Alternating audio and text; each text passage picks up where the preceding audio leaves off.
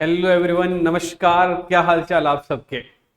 अपनी बात को स्टार्ट करने से पहले एक बार फिर से मां सरस्वती को नमन करते हुए हम लोग अपना सब्जेक्ट नंबर ग्रुप 1 का subject number 3 that is setting up of business entity and industrial and labour law, ये सब्जेक्ट हम लोग स्टार्ट कर रहे हैं आज।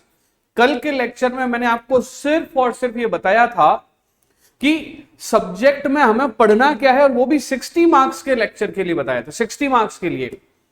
इसमें एक और पार्ट है इंडस्ट्रियल एंड लेबर लॉ, वो हम लेटर ऑन डिस्कशन करेंगे। आज इस चैप्टर को शुरू करने से पहले, इस बात को शुरू करने से पहले मैं फिर से आपको एक बार कहूंगा कि with full of positivity, with full of enthusiasm, with full of the thinking कि हमारा रिजल्ट 100% पॉजिटिव रहेगा और हम लोग कोर्स को पूरा कंप्लीट करके, क्वेश्चंस करके, रिवीजन करके, बहुत ज्यादा अच्छा वाला पढ़ के, और निश्चित रूप से हमारे थर्ड पावर, जो भी हमारे आसपास थर्ड पावर होते हैं, उन सबके आशीर्वाद से हम लोग डेफिनेटली सीएस एग्जीक्यूटिव के इस जंग को जीत जाएंगे।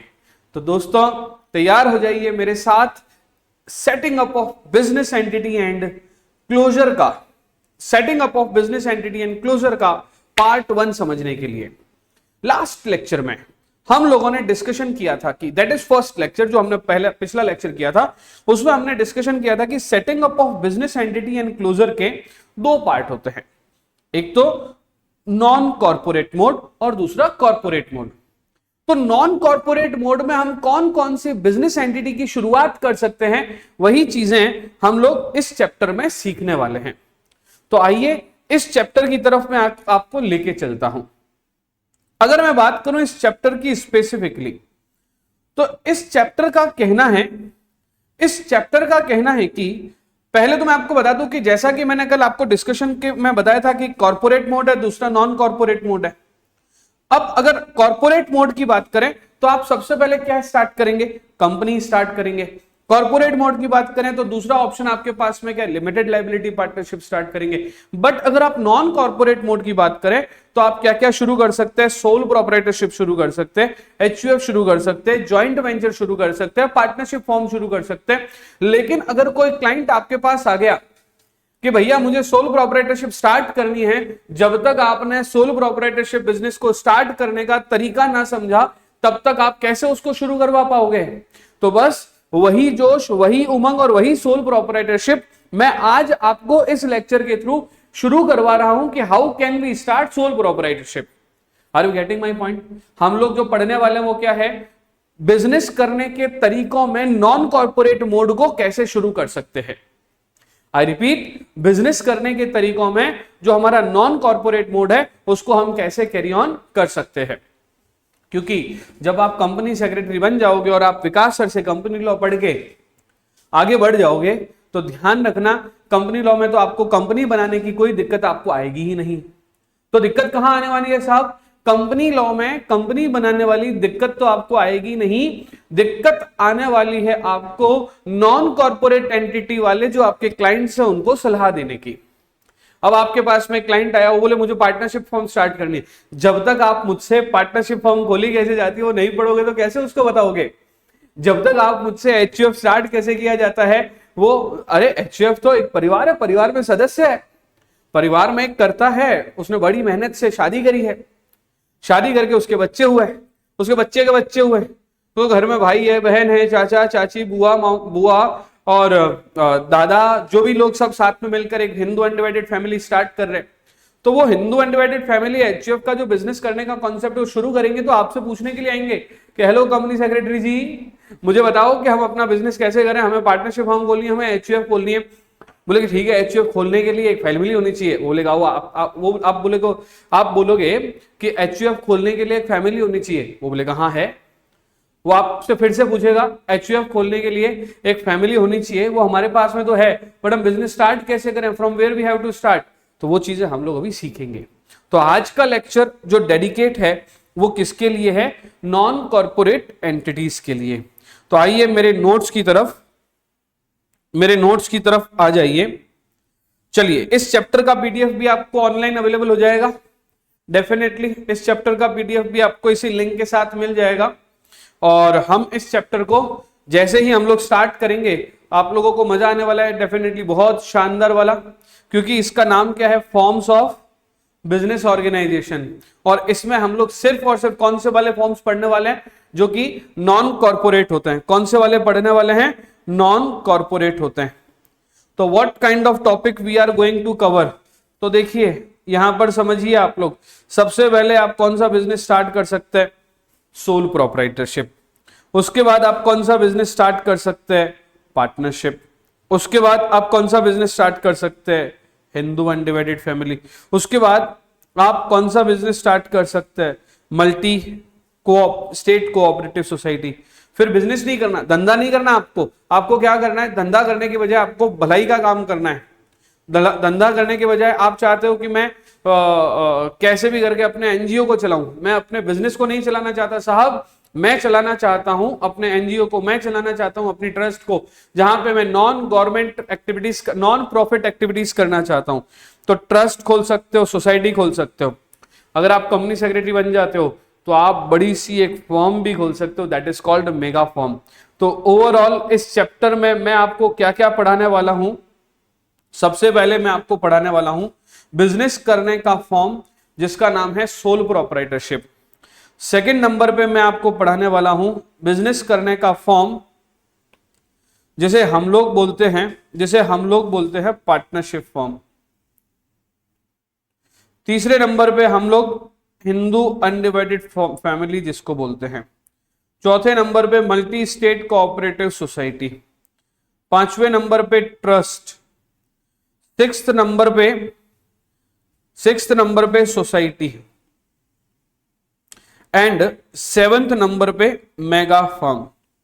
यानी कि ये सारे फॉर्म्स ऑफ बिजनेस ऑर्गेनाइजेशन है। ऊपर वाले जो 1 2 3 4 5 6 जो है वो लोगों के लिए है, और सातवें में आप खुद एंट्री लोगे, दैट इज मेगा फॉर्म। अब आप कहेंगे सर मेगा फॉर्म क्या होता है, जब कभी बहुत सारे बड़े बड़े कंपनी सेक्रेटरीज मिलकर अपने धंधे की शुरुआत करते हैं, अपने बिजनेस की शुरुआत करते हैं, तो उसको मेगा फर्म कहा जाता है। जब बहुत सारे कंपनी सेक्रेटरीज मिलकर अपने धंधे की, अपने फर्म की शुरुआत करते हैं, तो उसको क्या कहा जाता है, मेगा फर्म कहा जाता है। राइट है, मेगा फर्म कहा जाता है। एक अकेला सीएस अपनी sole proprietorship, sole practice start करता है। 2 company secretary, 3 company secretary, 4 company secretary, और उसके साथ 2-3 लॉयर, 2-3 चार्टर्ड अकाउंटेंट, वहां पे सब कुछ मिल रहा है। आर्किटेक्ट की सर्विस चाहिए वो भी है आपको, और कौन सी सर्विस चाहिए, हमारे पास हर तरह की सर्विस अवेलेबल है। सर कौन सी, अरे भैया टैक्स रिटर्न फाइल करवाना है, अब हमारे पास में आओ। आपको कंपनी ओपन करवानी, कंपनी खुलवानी, हमारे पास में आओ। बड़ी सी बिल्डिंग इंफ्रास्ट्रक्चर ले रहे हो, इंफ्रास्ट्रक्चर लोन लेना है, हमारे पास में आओ। अब लोन ले लिया, अब आपको आर्किटेक्चर की सर्विस चाहिए, हमारे पास में आओ। इस तरह की जब हम बड़ी फॉर्म, लाखों रुपए के टर्नओवर वाली, करोड़ों रुपए के टर्नओवर वाली, बहुत सारे पार्टनर्स वाली जब हम फॉर्म खोलते हैं तो उसको मेगा फॉर्म कहते हैं। यस, इस चैप्टर में मैं आपको मेगा फॉर्म खोलना भी सिखाऊंगा। तो इस चैप्टर की थीम समझ में आ गई आपको, कोई भी धंधा कैसे स्टार्ट किया जाता है उसको लेकर है। तो ये कह रहा है कि सबसे बड़ा जो हमें प्रॉब्लम आती है बिजनेस स्टार्ट करने से पहले, वो क्या आती है कि how the business should be structured. कोई भी व्यक्ति की, अच्छा इसमें आपको पहले बताया भी जाएगा कि बिजनेस का स्ट्रक्चर कौन कौन से होते हैं। इसमें आपको बताया भी जाएगा कि बिजनेस का स्ट्रक्चर कौन कौन सा होता है। तो यहां पे आपको पहले समझाया जाएगा कि सोल प्रोप्राइटरशिप क्या है, पार्टनरशिप क्या है, क्योंकि किसी क्लाइंट को सलाह देने से पहले तुम खुद तो सीख लो। तुम्हें खुद को ही नहीं बताया तो तुम कैसे क्लाइंट को सलाह दे दोगे। तो पहले तुम्हें सिखाया जा रहा है कि धंधा किया कैसे जाता है, धंधे के टाइप्स कौन कौन से हैं, सोल प्रोप्राइटर क्या है, पार्टनरशिप क्या है, पहले तुम्हें सिखा रहे हैं। फिर ये सिखा रहे हैं कि उसको खोलने का तरीका क्या है। तो जब तक क्लाइंट तुम्हारे पास में आएगा तो तुम्हें तीनों चीजें आनी चाहिए, धंधा ओपन कैसे करते हैं, धंधा होता क्या है, और धंधा स्टार्ट कैसे करते हैं। पूरा का पूरा सेटिंग अप ऑफ बिजनेस इसी थीम पे आधारित है। हमें हर टॉपिक में 2 चीजें पढ़नी होती है, what is and how it should be started. Likewise आपको जैसे मान लीजिए कि पार्टनरशिप है, तो पार्टनरशिप में इसमें आपको जवाब दिया गया है what is partnership, and how partnership work and how it is registered. ये है आपके धंधे की, ये है आपके पूरे सब्जेक्ट की थीम, पूरे चैप्टर की थीम। इंपॉर्टेंट की बात करें तो ये चैप्टर मेरे हिसाब से पार्ट 1 का सबसे इंपॉर्टेंट चैप्टर है, क्योंकि इसमें बहुत सारे फॉर्मेट आ गए।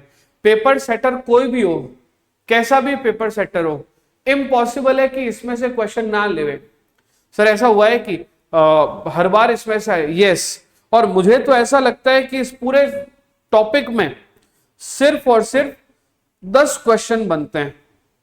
एक, सोल प्रोपराइटर क्या है और ये स्टार्ट कैसे किया जाता है। पार्टनरशिप क्या है, ये स्टार्ट कैसे किया जाता है। 2 क्वेश्चन हो गए। अब पार्टनरशिप में टाइप ऑफ पार्टनर एक और क्वेश्चन हो गया। एचयूएफ क्या है, स्टार्ट कैसे किया जाता है। इस तरह से 7 क्वेश्चन तो ये हो गए सारे, और 3-4 क्वेश्चन एक्स्ट्रा। मतलब अगर आप मेरे साथ में 10 क्वेश्चन का जवाब आपको आ गया तो कंफर्म हो गया कि आपके 5 से 8 नंबर कंफर्म हो गए। अब आपको पीछे बचे हुए 92 मार्क्स की तैयारी करनी है। बस 100 में से 5 से 8 नंबर तो कंफर्म हो गए। कितने की तैयारी करनी है, 92 की।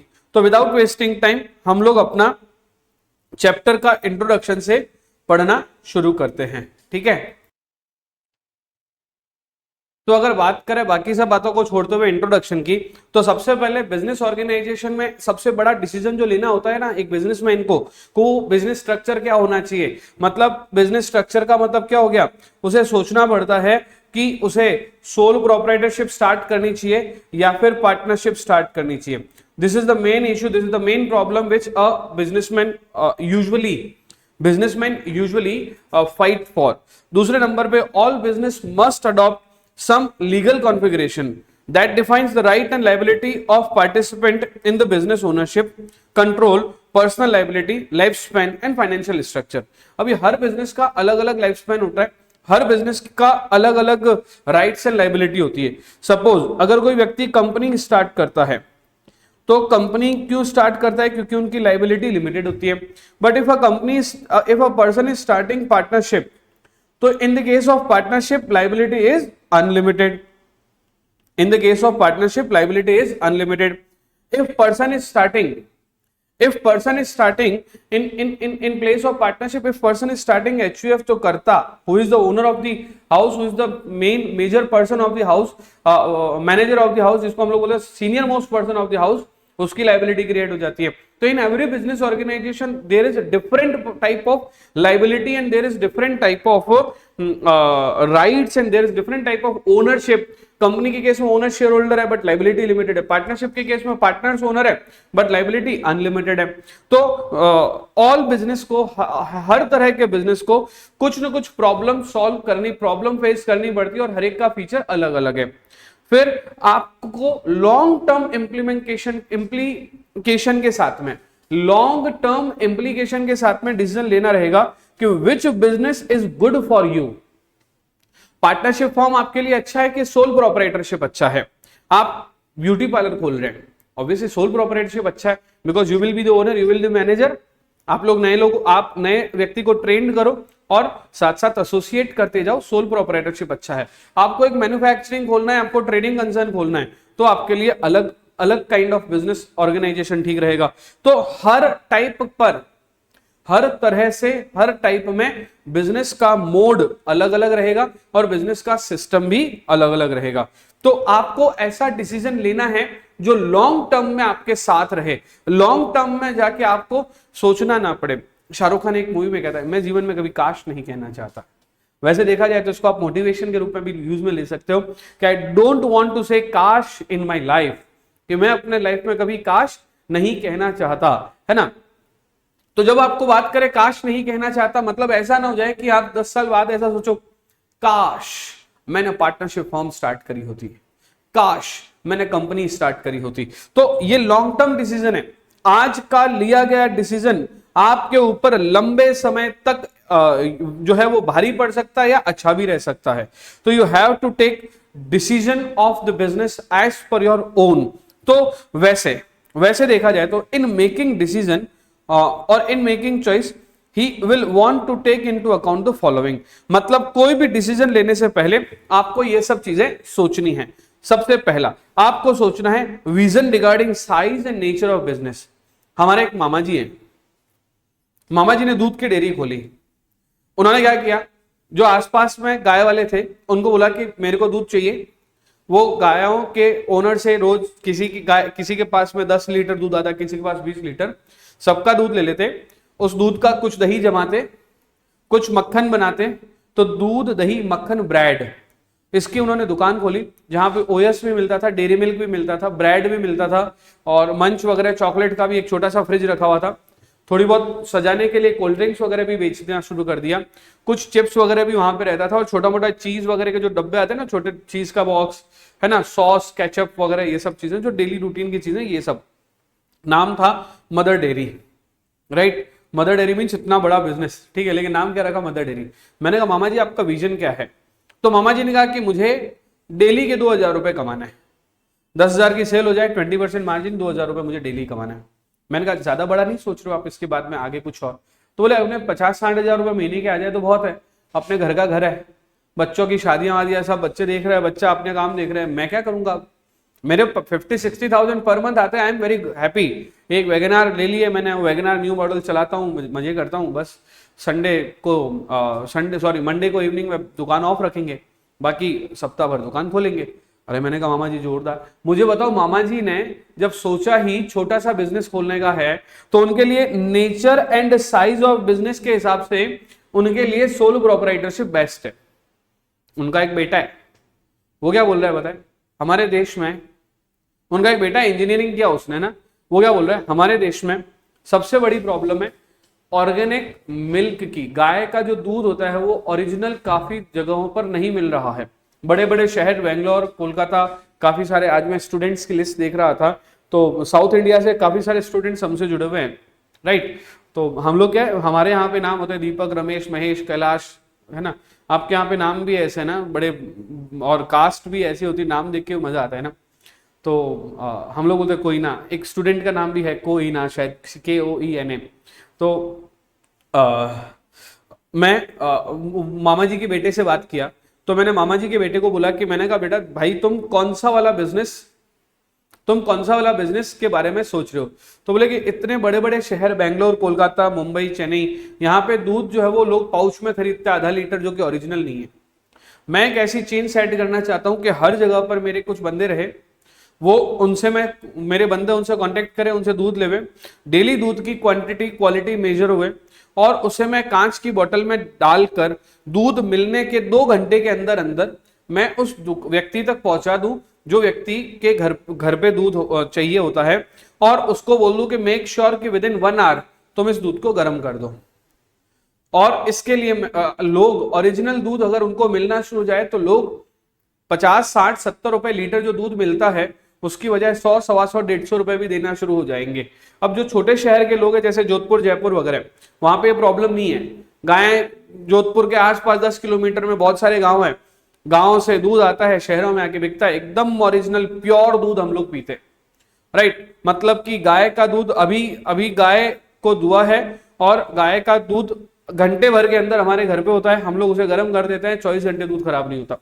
हर 8 घंटे में एक बार गर्म करना होता है, अगर रेफ्रिजरेटर में नहीं रखते हैं तो उसी सोच के साथ कि बड़े शहर वालों को भी ओरिजिनल दूध मिले, ऐसी में एक चेन क्रिएट करना चाहता हूं। उसने उसकी एक ऐप भी बनाई, उस ऐप में लोगों को रजिस्टर करवा रहा है वो, जहां पे किसान रजिस्टर हो रहा है, जहां पे दूध बेचने वाला जो पशुपालक है, जो जिसकी खुद की गायें होती है, वो भी रजिस्टर हो रहे हैं, यानी कि एक प्रॉपर चेन बन रही है।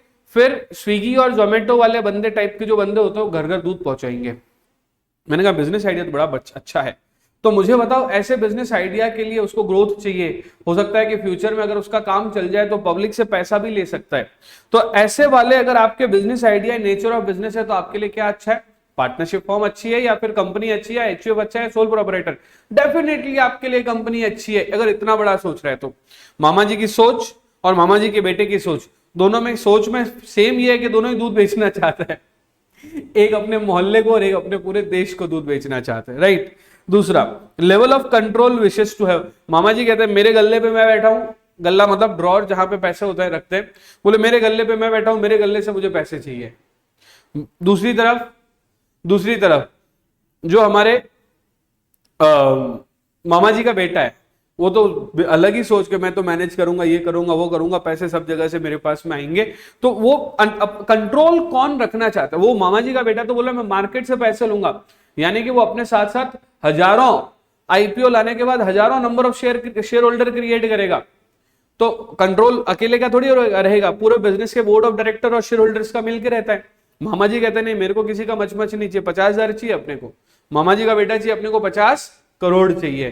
तो नेचर लेवल ऑफ स्ट्रक्चर आपको कैसा चाहिए, आपको बिजनेस का सिस्टम कैसा चाहिए, तब आपका डिसाइड होगा कि आप क्या स्टार्ट करना चाहते हो। नेक्स्ट है vulnerability, that is risk of litigation. अब मामा जी को कोई लॉ परेशान नहीं करेगा, और दूध की डेयरी लेके बैठे ना तो इनकम टैक्स वाले आएंगे ना जीएसटी वाले आएंगे। आप कंपनी खोलोगे, एक तो आपको सबसे पहले जीएसटी का रिस्क रहेगा, दूसरा आरओसी का रिस्क रहेगा, आपने रजिस्ट्रार ऑफ कंपनी का, आपने कंपनी स्टार्ट किया ना, आरओसी का रिस्क रहेगा। उसके बाद में आपको आरओसी के रिस्क के बाद में आपको और क्या रिस्क रहेगा, आपको सेबी का रिस्क रहेगा, क्योंकि आप लिस्टेड कंपनी बनने जा रहे हो। आपको हर तरह के बड़े बड़े जो रेगुलेटर्स है उनका रिस्क रहेगा, अगर आप क्या बन रहे हो तो बड़ा बिजनेस बन रहे हो तो, राइट है। तो जितना बड़ा बिजनेस का मॉडल होगा उतनी बड़ी रिस्क ज्यादा होगी। अब जितना बड़ा मॉडल होगा का मतलब क्या हो गया, अगर आपके बिजनेस करने का तरीका अगर कंपनी से रिलेटेड है तो डेफिनेटली आपके ऊपर आरओसी भी आएगा, मिनिस्ट्री ऑफ कॉर्पोरेट अफेयर्स भी आएगा। लिस्टेड कंपनी है तो सेबी के नोटिस वगैरह भी आएंगे, और बड़ा तो टैक्स का झंझट भी रहेगा। तो मतलब ये हो गया कि आप जितना बड़ा बिजनेस करोगे उतना बड़ा लिटिगेशन के लिए रिस्क रहेगी। लिटिगेशन का मतलब यहां पे क्या, लॉ रिलेटेड रिस्क रहेगी, ठीक है। उसके बाद में टैक्स इंप्लीकेशन हर एक ऑर्गेनाइजेशन की अलग अलग होती है, किसी पे ज्यादा टैक्स लगता है, किसी पे कम टैक्स लगता है। एक्सपेक्टेड प्रॉफिट हर एक का अलग अलग होगा। मामा जी सोच रहे हैं 50,000 कमाना, मामा जी का बच्चा सोच रहा है 50 करोड़ कमाना, तो जिसको ज्यादा कमाना है वो क्या करेगा, कंपनी खोलेगा। जिसको कम कमाना है वो क्या करेगा, फर्म खोलेगा। जैसे आप कुछ पार्ट मेरे से पढ़ रहे हैं, कुछ पार्ट विकास सर से पढ़ रहे हैं, राइट। तो जब सपोज आपको कंपनी स्टार्ट करनी है तो विकास सर सिखाएंगे, बड़े लोग बड़े टीचर है ना, और छोटा मोटा कोई काम करना है मुझसे सीख लो।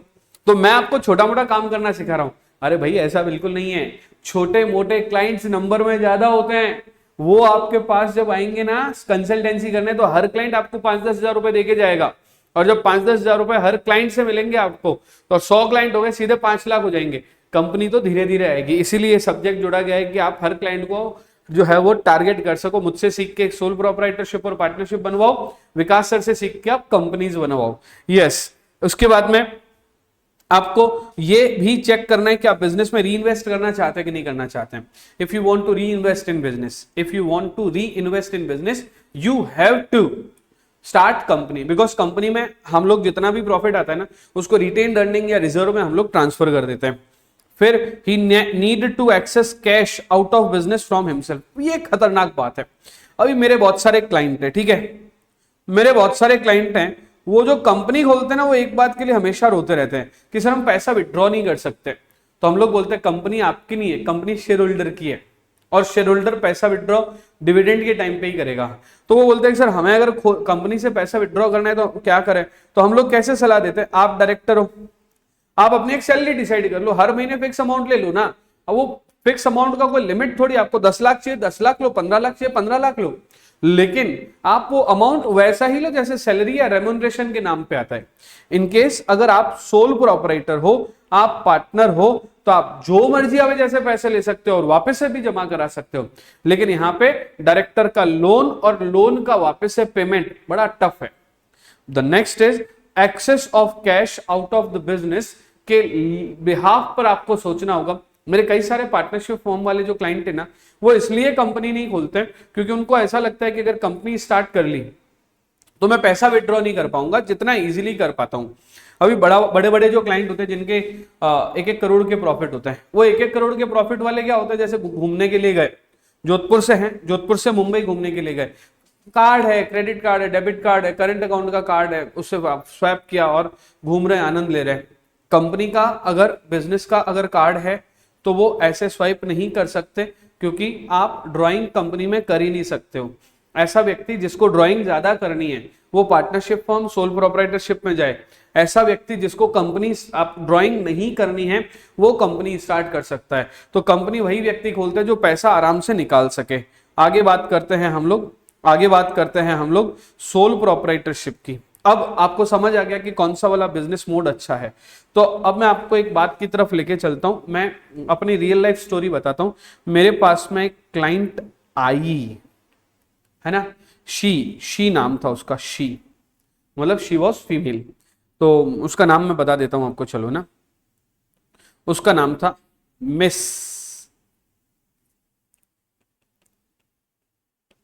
शिवानी। शिवानी मेरे पास में आई। शिवानी वॉज ब्यूटीफुल नहीं, ब्यूटिशियन। वो ब्यूटी पार्लर का कोर्स करके मेरे पास में आई और मेरे को बोले कि सर, मैंने कहा हाँ। बोले कि मैं ब्यूटी पार्लर खोलना चाहती हूँ। मैंने कहा very good, all the best. तो बोले नहीं सर, मैं आपसे पूछने के लिए आई हूँ कि मैं बिजनेस कैसे स्टार्ट करूँ। तो मैंने बोला कि तुम्हारे पास क्या है। तो बोले मेरे पास ज्ञान है। मैंने कहा ज्ञान तो मेरे पास भी बहुत सारा है, लेकिन वो काम का कुछ नहीं आता है ना जब तक आपके पास पैसे नहीं होते। मैंने बोला पैसे कितने तुम्हारे पास ब्यूटी पार्लर स्टार्ट करने के लिए। तो बोले सर पैसे तो नहीं है। तो मैंने उसको बोला दो ऑप्शन है। Option number one, take ₹5 lakh as loan. Option number one क्या है, 5 लाख रुपए का लोन ले लो। इस 5 लाख रुपए से आप बनवाओ फर्नीचर, आप अपने ब्रश खरीदो, ब्रश वगैरह जो होते हैं, ब्रश के बाद आप खरीदो। मुझे नहीं पता ना, मैं ब्यूटिशियन नहीं हूं, बट मुझे एक बात पता है कि स्पॉन्ज करके भी होता है ना, ऐसे ऐसे टैप करने के लिए होता है ना, जैसे वो पाउडर नहीं होता ब्राउन वाला, क्या बोलते हैं उसको, ब्राउन वाले पाउडर को यार, वो फाउंडेशन शायद समथिंग कुछ ऐसा कुछ भी बोलते हैं, लड़कियां समझ जाएगी। ऐसे फाउंडेशन ऐसे ऐसे करके टैप करते हैं, ठीक है। तो उससे क्या होता है, व्यक्ति काला का गोरा बन जाता है, सावले से भी गोरा बन जाता है ना, स्किन टोन के हिसाब से कुछ भी तो होता है ना। वो सब चीजें खरीद लो और प्रोडक्ट्स परचेस कर लो, ठीक है। और इसके साथ साथ एडवर्टीजमेंट कर लो, ठीक है। ये सब काम कर लो और एक बंदा अपॉइंट कर लो, एक पर्सन जो आपके लिए जो है वो अपॉइंटमेंट्स वगैरह बुक कराए और कैश वगैरह कलेक्ट करें। आप अपना पूरा ये वाला काम करो। बोले सर काम तो बिल्कुल आप तो बढ़िया बता रहे हो, बट अगर मैं 5 लाख रुपीस का लोन लेती हूं तो मुझे इंटरेस्ट क्या देना पड़ेगा। मैंने कहा हर साल 10% इंटरेस्ट देना पड़ेगा, 50,000 या 12% तो 60,000 रुपीज आपको हर साल इंटरेस्ट देना पड़ेगा। और साथ ही साथ इस 5 लाख को चुकाने के लिए भी किस्त देनी पड़ेगी, जो कि अप्रोक्सीमेटली 50,000 होगी। 50,000 प्लस 50,000 1 लाख रुपीज आपको हर साल देने पड़ेंगे, तब जाके 5 साल में आपके ये पैसे, 10 साल में आपके जाके ये पैसे उतरेंगे, ब्याज और उस लोन समेत। बोले कि यार ये तो सर टेंशन हो गई सर, बिजनेस शुरू ही नहीं किया, उससे पहले मैं चुकाने की बातें करूं, उसके अलावा मैंने 1% अपॉइंट भी किया है, तो उस 1% को भी तो सैलरी देनी पड़ेगी। मैंने कहा रुको शिवानी, मिस शिवानी, आपके पास ऑप्शन नंबर 2 भी है। तो बोले सर ऑप्शन नंबर 2 क्या है। मैंने कहा आप मुझे पार्टनर बना लो। तो बोले कि सर आपको पार्टनर बनाऊंगी तो फिर आप क्या करोगे। तो मैंने कहा मैं जो है वो काउंटर पे बैठ जाऊंगा, ठीक है, मैं काउंटर पे बैठ जाऊंगा, मेरे पास 5 लाख रुपए मैं तुम्हें दे देता हूं। वैसे भी तुम ब्यूटी पार्लर को 4 घंटे के लिए बोलते हो, मैं दिन भर पढ़ाता हूं, शाम को 4 घंटे आके तुम्हारे पार्लर पे बैठ जाऊंगा, और उस 4 घंटे में जब मैं तुम्हारे पार्लर पे बैठा हूंगा तो उस 4 घंटे पे काउंटर पे बैठ जाऊंगा, जो भी व्यक्ति आएगा तुम्हारा अपॉइंटमेंट लिख लूंगा और कैश कलेक्ट कर लूंगा, सामान वामान ले आऊंगा, तो मैं ये सब काम कर दूंगा, तुम्हारी सैलरी बच गई किसी पर्सन को देने के लिए, और मैंने जो तुम्हें 5 लाख रुपए दिए हैं उसके बदले में मैं 40% ऑफ प्रॉफिट चार्ज करूंगा। तो बोले सर ये भी ज्यादा है। अरे मैंने कहा पैसे नहीं है धंधा करने के लिए, पैसे दे रहा हूं तो प्रॉफिट लूंगा कि नहीं लूंगा। तो बोले ठीक है सर डन।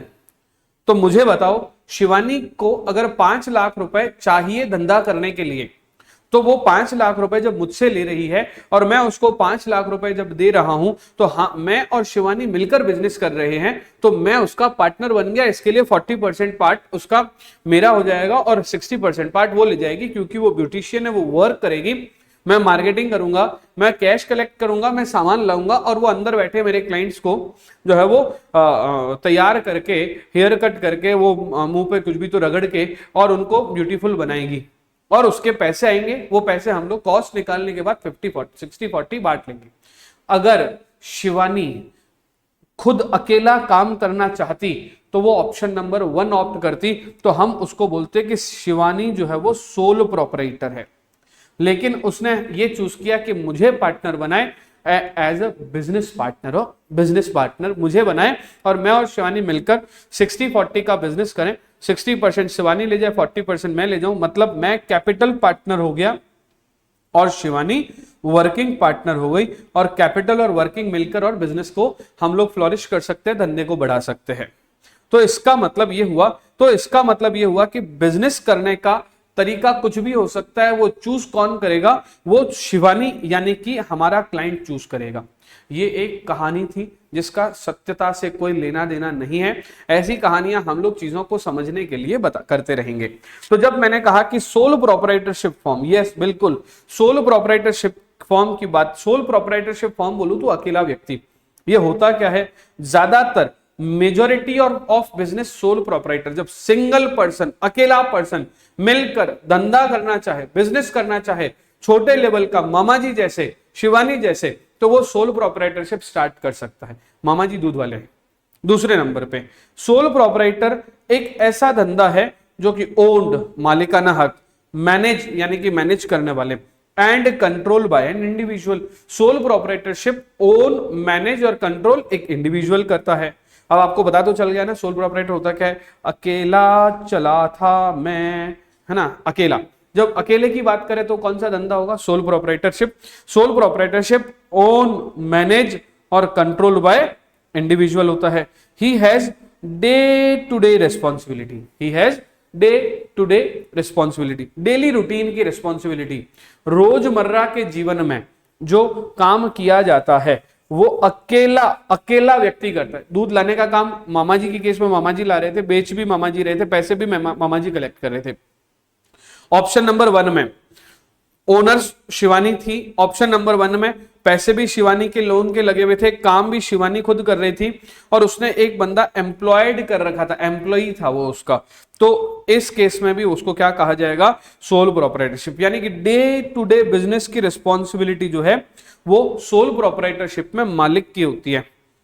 कैपिटल अरेंज करने का काम, आई रिपीट, कैपिटल अरेंज करने का काम, लोन से लाओ तो आपकी मर्जी, पापा से लो तो आपकी मर्जी, दोस्तों से लो तो आपकी मर्जी। सोल प्रोपराइटरशिप में कैपिटल भी आपको अलोन मैनेज करनी होती है। इस वजह से जब सब काम खुद करेंगे तो प्रॉफिट भी तो आपको अकेले को ही मिलेगा, जब सब काम खुद करेंगे तो प्रॉफिट भी आपको अकेले को ही मिलेगा। और in the law and the public, sole proprietor and business are not one and the same, मतलब मामा जी ही दुकान के मालिक हैं। यस और नो, यस और नो, यस। तो अगर मैं बात करूं सोल प्रोपराइटरशिप की, तो दोस्तों एक बात और गौर से सुन लेना, इसके कुछ फायदे भी और इसके कुछ नुकसान भी हैं। आपने अकेला धंधा करना शुरू किया, अकेला आप बिजनेस कर रहे हो, तो फायदा क्या है, जिस वक्त आपको जच गई कि मेरे को दुकान से घर जाना है, दुकान का शटर डाउन किया, लॉक किया, घर चले गए, आप खुद अपनी मर्जी के मालिक को, ये उसका फायदा है। लेकिन इसका नुकसान भी है कि जिस वक्त आप दुकान का शटर डाउन कर गया, घर चले गए हैं ना, तो जब कोई और ग्राहक आपकी दुकान पे आएगा तो उसको आप कैसे सामान दे पाओगे, और वो ग्राहक अगली दुकान में चला जाएगा, जब अगली दुकान में चला जाएगा तो उसको पता है ये तो दुकान अपनी मर्जी से खोलते हैं। तो सोल प्रोपराइटर में फायदा ये है कि आप खुद ओनर हो, मैनेज आप खुद कर रहे हो, कंट्रोल आपका खुद का है। लेकिन इसका नुकसान भी है कि कस्टमर आपसे टूट सकता है। तो हम लोग इसी तरह के फायदे और नुकसान को डिस्कशन कर रहे हैं, merits and demerits of sole proprietorship. And I suggest ये question examination point of view से इंपोर्टेंट कैसे हो सकता है। एक बात बताओ, मैंने आपको कहा 7 ही टॉपिक है, सोल प्रोपराइटर, पार्टनरशिप, HUF और ये ट्रस्ट, सोसाइटी, कोऑपरेटिव सोसाइटी और ये सब। भैया जब टॉपिक ही 7 ही बनते हैं तो 7 ही क्वेश्चन बनते हैं, तो 7 ही क्वेश्चन में से ही तो आएगा, और ये चैप्टर सबसे बड़े चैप्टर में से एक है। तो ये भी पूछ सकते हैं कि write down the merits and demerits of sole proprietorship and also explain the meaning of partnership, मतलब 2 क्वेश्चन मर्ज करके भी एक क्वेश्चन बनाया जा सकता है। तो मेरिट में सबसे पहला मेरिट क्या है, बेटर कंट्रोल। हम अपनी मर्जी के मालिक हैं, हम अपने हिसाब से कंट्रोल करेंगे, मेरी सुविधा के हिसाब से, या फिर मैं कहूं मेरे दिमाग के हिसाब से, मेरे कस्टमर के बारे में सोचते हुए मैं खुद कंट्रोल कर रहा हूं। फिर इसका मैनेजमेंट बड़ा ही इनएक्सपेंसिव है। आप विकास सर वाली कंपनी खोल दीजिए, है ना, जब भी आप विकास सर की कंपनी स्टार्ट करोगे ना तो 15 से 20 हजार रुपए तो आपको खर्चा करना ही पड़ेगा, ROC fees, stamp duty fees, और उसके साथ साथ विकास सर के खुद की फीस, जिसको हम लोग बोलते हैं कंपनी इनकॉर्पोरेशन का खर्चा, और प्रोफेशनल फीस साथ में और लेंगे वो, है ना, प्रिंटिंग का खर्चा और लेंगे वो। लेकिन आप मेरी वाली सोल प्रोप्राइटरशिप खोलने जाओगे ना तो कुछ भी नहीं है, एक शॉप एक्ट का छोटा सा लाइसेंस आपको लेना है, 1000-2000 रुपए का खर्चा, और 2-3 हजार रुपए मुझे दे देना, और मैं आपका प्रॉपर स्टार्ट करके दे दूंगा। तो मुझे बताओ ये स्टार्ट करना एक्सपेंसिव हुआ कि इनएक्सपेंसिव हुआ? This is inexpensive. तो यहां पर इनएक्सपेंसिव कंप्लायंस कॉस्ट, है ना, इनएक्सपेंसिव या चीप कंप्लायंट कॉस्ट इसकी मेरिट हो गई। लेकिन एक और मेरिट ये हो गया इसका कि ये स्मॉल स्केल ऑपरेशन का बेनिफिट भी इसको मिलेगा, साथ ही साथ सोल बेनिफिशियरी ऑफ प्रॉफिट। तो कुल मिला के प्रॉफिट के अधिकारी भी आप खुद अकेले रहेंगे। अब बात करते हैं लिमिटेशन यानी कि कमियों की। तो सबसे पहले मैनेजमेंट स्किल आपके अंदर है या नहीं है ये आप नहीं जानते। हो सकता है कि आप मैनेजमेंट में एक्सपर्ट हो, आप अपनी दुकान को इस तरह से मैनेज करो कि कस्टमर भी हैप्पी, आप भी हैप्पी, एम्प्लॉय भी हैप्पी, और सब कुछ अच्छे से चल रहा है। लेकिन लिमिटेशन की अगर बात करें, अगर मैनेजमेंट स्किल की आप में कमी है, तो मैं आपको बताता हूं, मैं जैसलमेर से, हमारी एक दुकान है वहां पे ना, तो एक दुकान है जहां पे भाटिया जी बैठते हैं, 2 भाई हैं। जब बड़े वाले भाई साहब दुकान पे बैठे होते, मैं जब भी उनकी दुकान पे किराने का सामान लेने जाता हूं, मुस्कुराते वो सामान देते हैं। मैंने कहा अंकल 1 किलो चावल, आधा किलो शक्कर, 1 किलो फूड ऑयल खाने का तेल, और 1 किलो घी देना। अब अचानक से मैं कह दूं कि घी आधा किलो दो, तो उनके चेहरे पे मुस्कुराहट रहती है और बोलते हैं हाँ बेटा मैं पैक करके देता हूं। बहुत मजा आता है मेरे को। दूसरी तरफ उनके जो दूसरे वाले भाई हैं वो ऐसा बोलते इरिटेट हो जाते हैं कि अभी तो बोले 1 किलो घी दो, अभी बोल रहे आधा किलो घी दो। अरे भाई आपके पास में कस्टमर को सेटिस्फाई करने वाली मुस्कुराहट ही नहीं है, और जब आपके पास कस्टमर सेटिस्फाई करने वाली मुस्कुराहट ही नहीं होगी तो कस्टमर आपके पास रुकेगा कैसे? तो ऐसी कंडीशन में सोल प्रोप्राइटरशिप कभी कभी आपको फायदा देती है, कभी कभी आपको नुकसान देती है। तो अगर नुकसान की बातें करें तो मैनेजमेंट स्किल की लिमिटेशन, रिसोर्सेज की लिमिटेशन, अनलिमिटेड लायबिलिटी की लिमिटेशन, और अभी मैंने थोड़ी देर पहले कहा था लैक ऑफ कंटिन्यूटी। अब आपने कहा कि नहीं सर हम तो अकेले ही बैठेंगे, है ना, अब आप ये भी कमिट कर रहे हो कि हम लोग दुकान खोल के ही रखेंगे, कभी बुखार आ गया तो? अगर सोल प्रोप्राइटरशिप है और आपकी तबीयत खराब होगी तो पीछे दुकान कौन खोलेगा? स्टाफ के भरोसे अगर नहीं है तो। This is called lack of continuity. तो ये डीमेरिट है किसका? सोल प्रोप्राइटरशिप का। तो मेरिट्स में देखा जाए तो 5 पॉइंट हमने पढ़े। फॉर्मेशन करना इजी है, बनाना इजी है, कंट्रोल इजीली हो जाती है, खर्चा मैनेजमेंट का खर्चा इनएक्सपेंसिव है, स्मॉल स्केल ऑपरेशन के सारे बेनिफिट्स मिलेंगे, और सोल बेनिफिशियरी ऑफ प्रॉफिट यानी कि प्रॉफिट का अकेला अधिकारी होता है। लेकिन अगर लिमिटेशन की बात करें तो मैनेजमेंट स्किल की प्रॉब्लम, रिसोर्सेज की प्रॉब्लम, अनलिमिटेड लायबिलिटी की प्रॉब्लम। अगर जैसे मान लीजिए कि अभी मैं कल मैं एक सब्जी की दुकान पे खड़ा था, तो सब्जी की दुकान वाले भैया को जुकाम और बुखार हो रहा था। मैंने कहा जुकाम और बुखार है तो आपने छुट्टी क्यों नहीं ली? तो कि यार माल खरीदा हुआ है और इतना सारा सामान पड़ा है, अगर छुट्टी ले ली तो सब कुछ खराब हो जाएगा और बड़ा नुकसान हो जाएगा। पता है क्या हुआ यहाँ पे? क्योंकि वो अकेले ओनर थे, अकेले ही मैनेज करने वाले थे, अकेले ही संभालने वाले थे, तो वो एक दिन की छुट्टी भी नहीं ले पा रहे। This is called liability. अगर वो माल खराब हो गया पूरा का पूरा, उनकी सब्जियां खराब हो गई, तो उनकी अकेले की जिम्मेदारी है, अकेले की लाइबिलिटी है। तो ये लिमिटेशन है सोल प्रोप्राइटरशिप के। हम लोग ये सब चीजें पहले भी डिस्कस कर चुके हैं, आगे मैंने कहानियों के साथ आपको और बता दिया। इसके बाद की बात करें कि प्रोसीजर क्या है इसको बनाने का। इसको बनाने का कोई विशेष प्रोसीजर है ही नहीं, और सबसे बड़ी बात स्टेट टू स्टेट ये वेरी करता है। मतलब अगर आप राजस्थान में सोल प्रोप्राइटरशिप स्टार्ट करना चाहते हैं तो अलग होगा, पंजाब में स्टार्ट करना चाहते हैं तो प्रोसीजर अलग होगा, क्योंकि इसमें लगता है शॉप एक्ट का लाइसेंस, और वो भी तो लाइसेंसिंग की बात होगी। मैं तो अभी बिजनेस शुरू करने की बात कर रहा हूं, तो ध्यान रहे इसमें किसी भी तरह का आपको कोई डीड, कोई एग्रीमेंट और कुछ भी लेना नहीं है। मैं जो लाइसेंस की बात है वो हम लोग सेकंड में डिस्कस करेंगे, बट आप सोल प्रोप्राइटरशिप जैसे पार्टनरशिप स्टार्ट करते हैं, दोनों पार्टनर मिलकर एग्रीमेंट बनाएंगे, कंपनी स्टार्ट करते हैं एमओए एओए बनाकर कंपनी फॉर्मेशन की प्रोसेस को फॉलो करना पड़ेगा, but as far as sole proprietorship is concern किसी भी तरह का कोई फॉर्मेलिटी आपको स्टार्ट नहीं करनी है, राइट। सिर्फ कुछ स्टेट स्पेसिफिक लॉज हैं, वहां पे आपको रजिस्ट्रेशन करवाने पड़ेंगे, जैसे शॉप एक्ट का लाइसेंस लेना रहेगा आपको, और प्रोफेशनल टैक्स में आपको रजिस्टर करना होगा, ये स्टेट स्पेसिफिक है। जैसे महाराष्ट्र में 200 रुपीज प्रोफेशनल टैक्स है, अगर आप बात करें कर्नाटका में तो 2000 रुपीज ईयरली प्रोफेशनल टैक्स पे करना होता है हर प्रोफेशनल को, अगर कोई भी तरह का प्रोफेशनल सर्विसेज दे रहा है तो। But as far as Rajasthan is concern there is no professional tax. तो प्रोफेशनल टैक्स उसको रजिस्टर करना है जो कोई पर्टिकुलर सर्विसेज स्टार्ट कर रहा है, प्रोफेशनल सर्विसेज को स्टार्ट करते हुए सोल प्रोप्राइटरशिप स्टार्ट कर रहा है। उसके अलावा अगर आप छोटे व्यापारी हो तो आपको एमएसएमई में रजिस्ट्रेशन करना पड़ेगा, अगर एमएसएमई में रजिस्ट्रेशन करवाओगे तो एमएसएमई के बेनिफिट्स मिलेंगे। उसके अलावा अगर आप एक लिमिट से ज्यादा का माल बेच रहे हो तो जीएसटी में रजिस्ट्रेशन करना रहेगा, और अगर आपको कोई पर्टिकुलर इंपोर्ट एक्सपोर्ट का काम करना है तो आपको आईईसी लेना पड़ेगा। अब आप कहेंगे सर ये सब चीजें लेना पड़ेगा, आप तो बोल रहे हो लेकिन लेना तो सिखाओ। इसके लिए एक पूरा का पूरा चैप्टर है जिसका नाम है वेरियस रजिस्ट्रेशन, राइट। तो ये सब रजिस्ट्रेशन तो बाद की बात होगी, खोलना कैसे है तो मैं कई बार अपने स्टूडेंट्स को बताता हूं कि सोल प्रोप्राइटरशिप खोलने का एक ही तरीका है, माल लाओ, गुड्स परचेस करो, दुकान में भर दो, दुकान का शटर ओपन करो, है ना, फीता कटवाओ किसी अच्छे आसपास के पार्षद एमएलए वगैरह से, और आपकी दुकान स्टार्ट हो गई, right. As far as licence is concern, दुकान खोलने के बाद शॉप एक्ट का लाइसेंस लेना पड़ेगा। As far as MSME is concern, थोड़ा धंधा करोगे तभी तो आप एमएसएमई का लाइसेंस लोगे। As far as GST is concern, 40 lakh का माल बेचने के बाद आपको जीएसटी में रजिस्टर होना है। तो मीन्स टू से किसी भी तरह का स्पेसिफिक लाइसेंस आपको यहां पर लेने की शुरुआत में जरूरत नहीं है, आप स्टार्ट करने के बाद भी ले सकते हो। With this we are concluding today's lecture. In next lecture we will discuss our next topic, that is partnership। आज के लेक्चर में मैंने आपको क्या क्या बताया एक बार सम अप कर देता हूं। 7 टाइप्स ऑफ बिजनेस ऑर्गेनाइजेशंस होते हैं, उसमें पहला बिजनेस ऑर्गेनाइजेशन सोल प्रोप्राइटरशिप होता है, ये शुरू किया है मैंने। इससे पहले मैंने आपको बताया कि ये जो जितने भी बिजनेस ऑर्गेनाइजेशंस होते हैं ये आपको क्यों स्टार्ट करने चाहिए या फिर नहीं करने चाहिए। तो with this I conclude today's lecture. All the best, happy learnings, thank you so much.